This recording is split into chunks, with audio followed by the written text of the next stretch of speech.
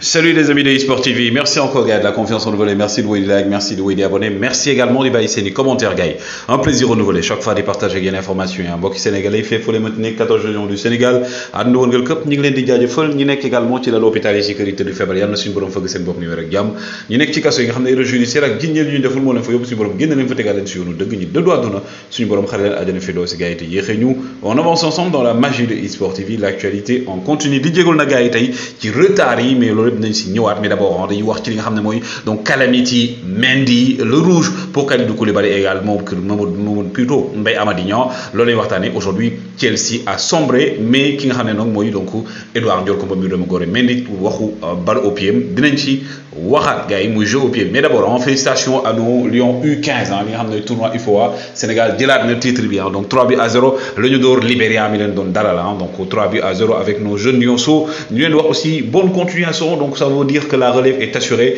ñi ngeen gis ni mooy Sénégal moo jël MVP jël meilleur buteur jël meilleur joueur jël meilleur gardien je pense que donc Sénégal lépp la raflé et que xale yi ku leen gis bu leen 15 ans nga am la ñu am nga mën ko gëm et on leur dit très bonne continuation pour la suite. Mais d'abord, donc, il joyeux anniversaire à l'homme, aux femmes, il y a le pitié, notre ami, notre frère, Nabile, il fête son anniversaire, du copain, joyeux anniversaire à toi. Donc tu auras marqué l'année 2022. L'année 2022 aura été l'année de Yalla Piqué avec Nabile. Donc Nabile, un gars, il est extraordinaire. Mais d'abord aussi, qui ramène moi Chardonnay, Moronton, qui ramène donc Sadio Mané, Benzema, Mbappé, Mané, Chardonnay, Ballon d'Or. Donc nous avons la date des barres des Ballon d'Or et je pense que il a raison, connaître le Seigneur.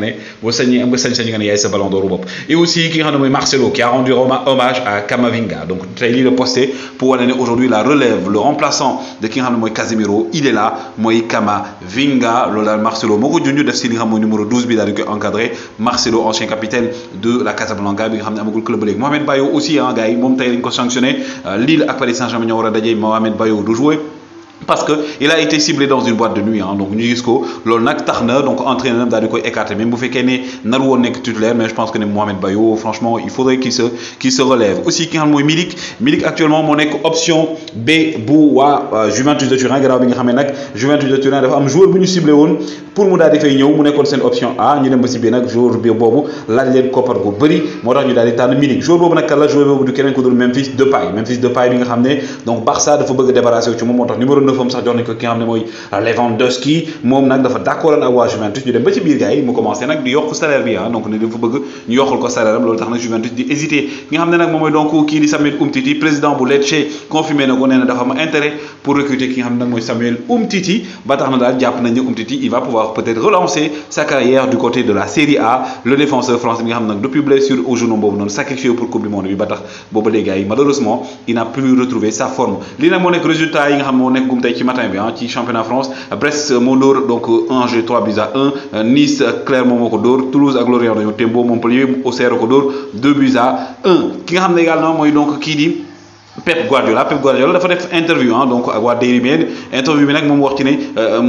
booy nekk di entraîner championnat Angleterre ay mel ne chaque jour ngay lekk li nga xam mooy spaghetti nee na bu yàggee spaghetti da lay génnalu ko mu ne donc coupe du monde bu passé peut-être que dina jël pause donc moom il ne ferme pas la porte à mettre fin à son aventure avec Manchester City après cette saison. Cristiano Ronaldo nag Wayne Rooney nee na boo fekkoon maay ki nga xam mooy maay tey nag kii du plutôt maay Eric Ten Hag ki nga xam ne mooy donc Cristiano Ronaldo ak Rashford du ma leen dugal parce que actuellement dañuy déstabiliser équipe bi ki nga xam ne mooy Cheikhou Kouyaté nag démb gars yi à la 86e minute le dugg du côté de Nottingham Forest moom mi nga xam ne donc il a été recruté donc loolu nekk première minute mi ci match boobu ñoom ñoo dóor mais je pense que le match bi di ñëw il aura beaucoup plus de temps de jeu Cheikhou Kouyaté mais d'abord gars yi aujourd'hui Calamity Mendy ñu bëri noonu lañu ko tuddee en référence à Calamity James Calamity nag boo ko déggee mooy erreur mooy njaaxum donc kii di Edouard Ndiol Koumba Mur Dama Goré Mendy tey les Blues ont coulé à Leeds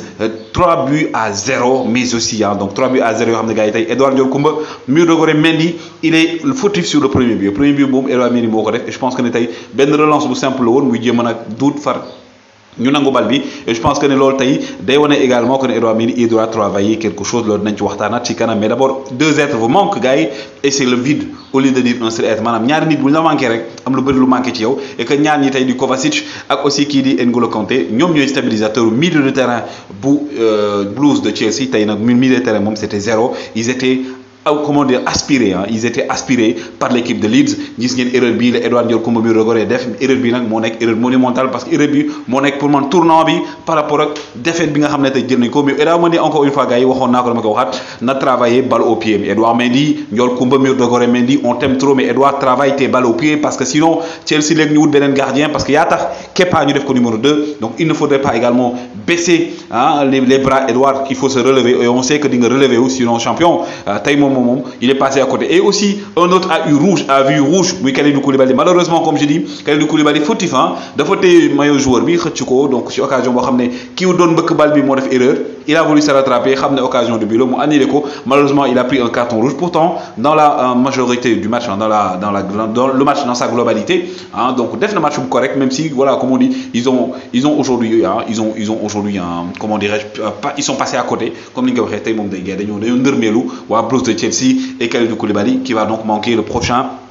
match ki nga xamné également moy Thomas Tuchel wax na ko nee na moom bu défaite ñëwee rek défaite ñëw na bu défaite ñëwee rek défaite ñëw na et ils ont sombré et que je pense qu'aujourd'hui ils vont devoir se relever pour essayer gars yi donc enchaîner parce que depuis cette première journée bi deuxième journée bi dañoo def match nul troisième journée bi ñu am défaite mais aussi ki nga xamné mom 5 minutes la def ci terrain bi 5 minutes la def terrain bi jël carton rouge moy ki nga xamné moy Mbaye Amady Niang Auxerre contre Montpellier dafa dugg rek gars yi jël carton rouge et je pense que ça c'est une mauvaise nouvelle pour Mbaye Amady Niang bi nga xamné il espérait relancer sa carrière du côté de Auxerre donc ben foot bu dangereux tacle bu dangereux la def ci nga xamné moy Mamadou Sakho hein international français d'origine sénégalaise lool nak tax nañu jox ko carton rouge donc ki nga xamné moy Mbaye Amady Niang donc aussitôt entré aussitôt rouge bi daxadiku takar na si donc dafa melni rouge dal fi mu ne nii dimanche bi jiguñu gars yi tout à l'heure on va revenir sur ce match en tout cas Sadio Mané est en train de faire 1000 feux nañ ci dellu si gars yi nan ngeen gisee match Edouard Ndiol Coumba Mirogoré Mendy ak Kalidou Koulibaly ak Mbaye Amady Niang woy leen di like woy leen di abonné on avance ensemble jaa ngeen jëf